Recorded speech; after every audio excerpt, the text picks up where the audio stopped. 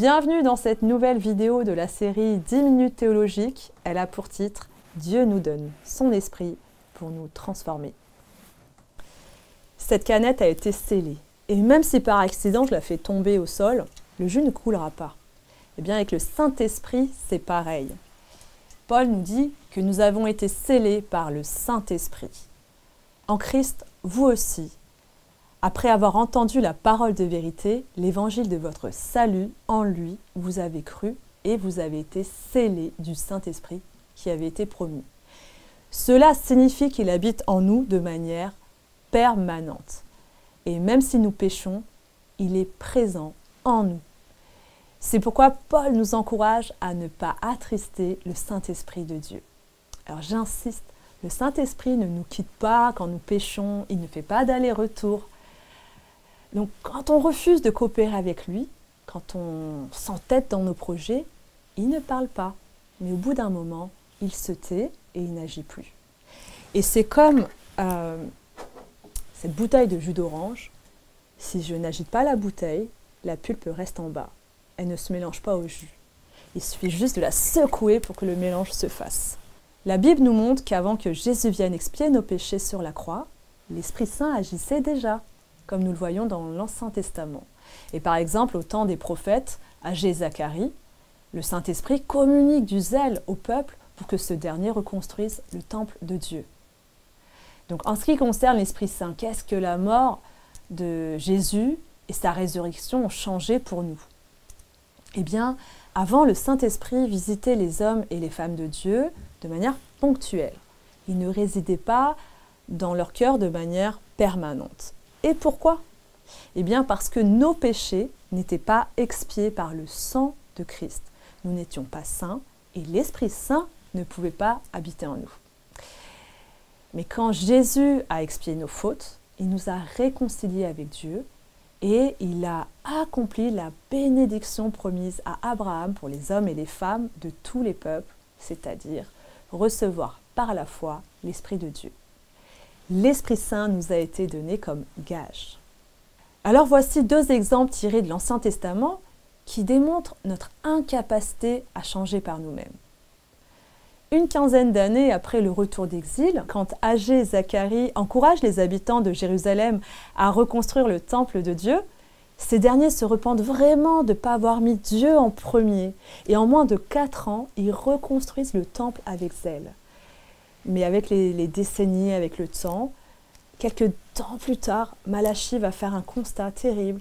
Il va nous dire qu'ils sont revenus à leur mauvais penchant. Ils se sont à nouveau éloignés de Dieu.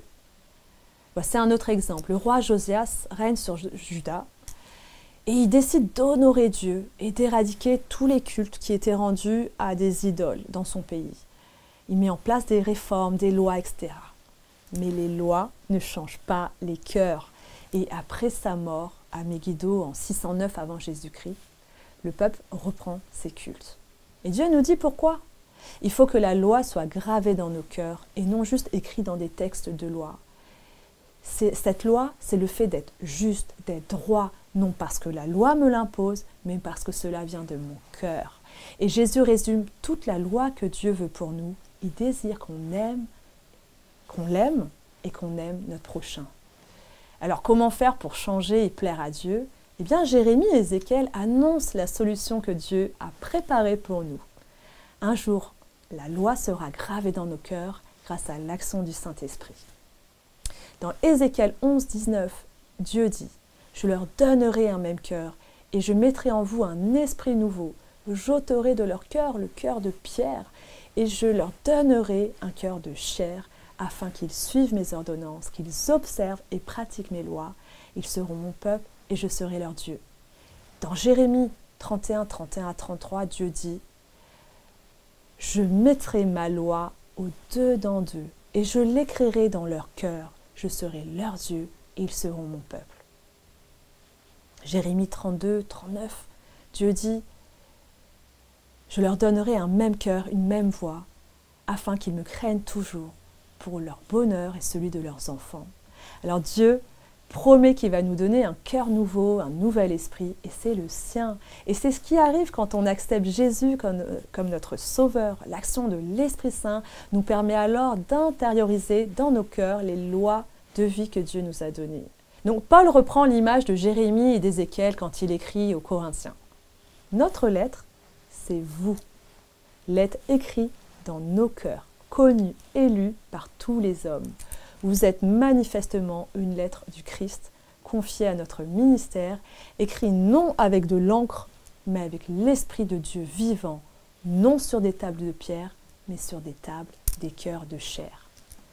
Donc en résumé, quand je laisse agir le Saint-Esprit en moi, je mets en action les commandements et la volonté de Dieu, non pas parce que j'y suis obligée, mais parce que la nature de Dieu est en moi. Dans Galates 5, 24-25, il est écrit « Ceux qui sont à Jésus ont crucifié la chair avec ses passions et ses désirs. Et nous vivons par l'Esprit, marchons aussi selon l'Esprit. Cela signifie que désormais, nous cherchons d'abord le royaume de Dieu et sa justice avant toute chose. » Paul nous encourage à changer avec l'aide du Saint-Esprit qui nous ouvrira les yeux sur des réalités spirituelles. Et au lieu de nous dissoudre dans le péché, c'est-à-dire de laisser notre vieille nature, nos vieilles habitudes, nos vieilles croyances nous corrompre, Paul nous invite à nous renouveler. Mais comment? Eh bien, grâce à ce que nous avons appris sur Jésus.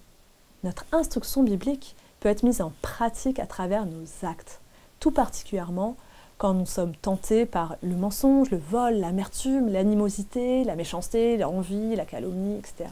Quand toutes ces choses prennent place au milieu de notre cœur. Eh bien, ces mauvaises pensées, ces paroles sont comme un baromètre. Elles montrent l'état de notre cœur. Et ne nous culpabilisons pas. Nos cœurs ne sont plus endurcis. Nous ne sommes plus ignorants concernant la vérité qui est en Christ. Nous sommes conscients du combat contre le vieil homme qui incarne notre vieille nature. Nous voulons avoir une vie qui reflète la justice et la sainteté produite par la vérité que nous avons découvert en Christ. Et Paul nous appelle à être bons, à être compatissants les uns envers les autres, parce que l'attitude contraire ne peut qu'attrister le Saint-Esprit.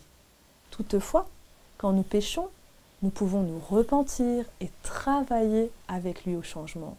Notre nature pécheresse est là, mais nous ne sommes plus insensibles à la voix du Saint-Esprit qui nous reprend, qui nous montre notre péché et nous encourage à nous repentir et à travailler au changement. Alors, certes, le Saint-Esprit nous change, mais ce n'est pas à coup de baguette magique.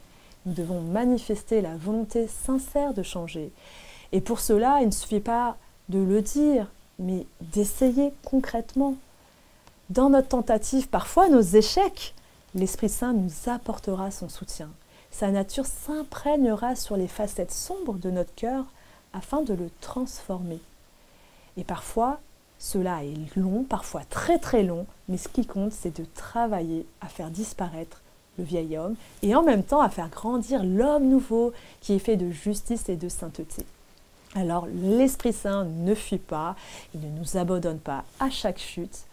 Et comme Paul disait, marchons dignes de notre vocation.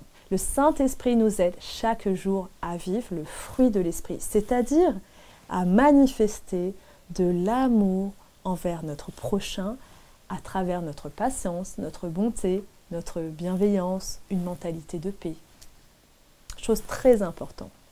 L'Esprit Saint dépense bien souvent plus d'énergie avec nous plutôt qu'à bénir les autres à travers nous. Mais son objectif premier, c'est de faire de nous un canal pour toucher les autres. Un arbre n'est pas fait pour manger ses propres fruits, mais pour les donner aux autres. Il en est de même pour le fruit de l'Esprit, il est fait pour bénir d'autres personnes autour de nous. Alors en conclusion, dans l'évangile de Jean, Jésus explique à Nicodème par quel principe ce changement de cœur a lieu. C'est grâce à la nouvelle naissance qui est spirituelle, c'est-à-dire au moment où l'Esprit Saint vient demeurer dans le cœur de l'homme qui s'est tourné vers Dieu. Le cœur de pierre de ce dernier est changé, transformé par la nature de Dieu qui est amour. Et c'est ainsi que la loi de Dieu est gravée dans le cœur de cette personne par l'action de l'Esprit Saint. Un renversement a lieu, nous qui avions un cœur de pierre, nous sommes désormais des pierres vivantes qui constituent toutes ensemble le temple du Saint-Esprit.